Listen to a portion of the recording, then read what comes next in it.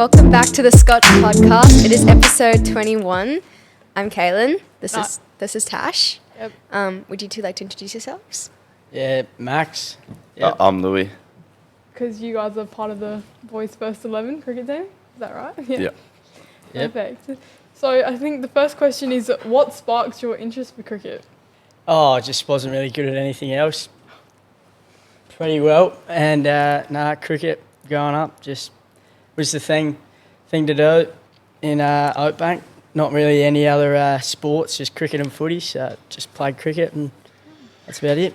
Yeah, I started playing baseball originally, and then later on started watching the Big Bash and thought that was pretty interesting. So then made the switch to cricket and stuck with it since. Oh, right. And how do you think it's been evolved over the years of you guys playing? I think there's a lot more sort of creativity brung into cricket. Like, it's gone away from its sort of traditional test format, and it's gone more into trying to score runs really fast and really taking on the game instead of a more sort of conservative. Yeah, a bit of buzzball, bit of taking on the game. Yeah, like it. It's what Louis about. Bit of a hack. We got a few hacks in our team. Ruben, Chike, Carney, Choosem. Sebi's not a hack, but what else is a hack? Lots of hacks. Do you have a favourite cricket team / player, and what makes them special to you? Obviously Australia, and then no, I'm not into the Big Bash. I watch it, but I don't really have a favourite team. But I'd say probably Mitchell Johnson. Just how he just scared the hell out of some players and just bounced them. And Yeah, my favourite domestic team in the Big Bash is probably the Sydney Sixers. I grew up in Sydney and I've just always really enjoyed to watch the team. And then my favourite player is probably Travis Head because of the way he sort of takes the game on. He won't be like a normal batsman and gets himself in. He'll start to go and he'll go hard. So On Monday, you both played in the grand final against PAC, and I'm aware of the results, but how do you think it went? We lost, but we got to be really proud of the boys and of the school especially. Up against PAC, who are a massive boys' school, and then there's Scotch, who are a co-ed school. To sort of be in that sort of range and be considered a genuine competitor amongst PAC and the whole competition for the whole season is really something that we should all be very, very thankful for and very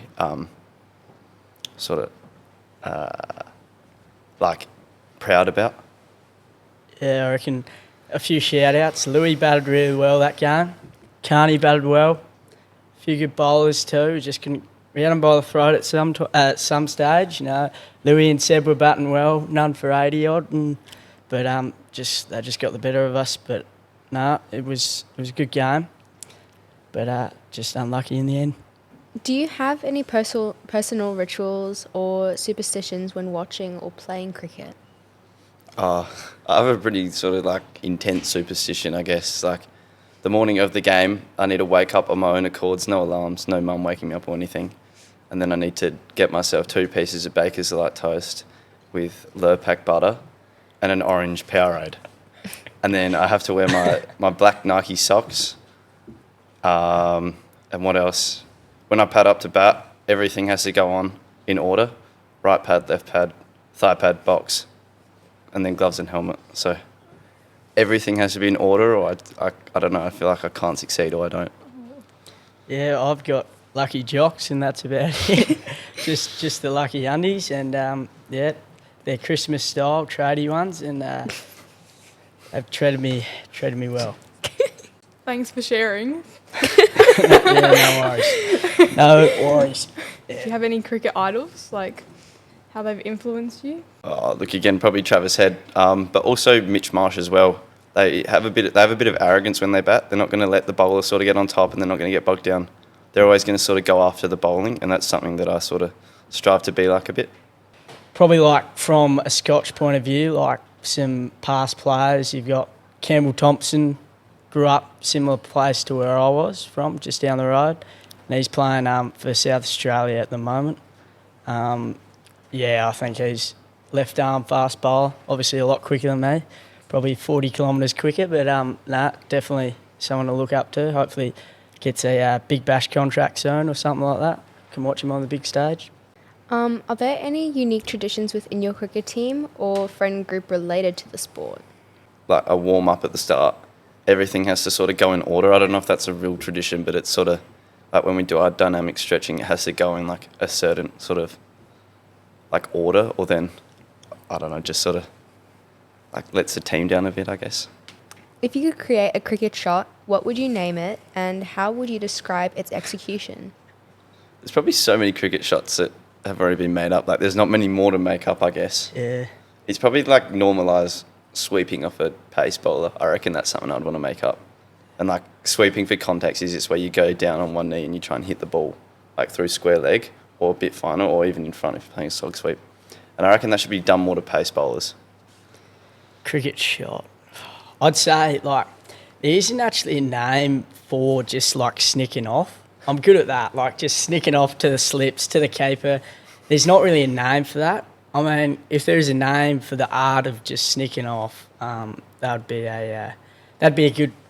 But, look, I got nothing. I've batted 3 times this season, probably, so that's more a Louis question.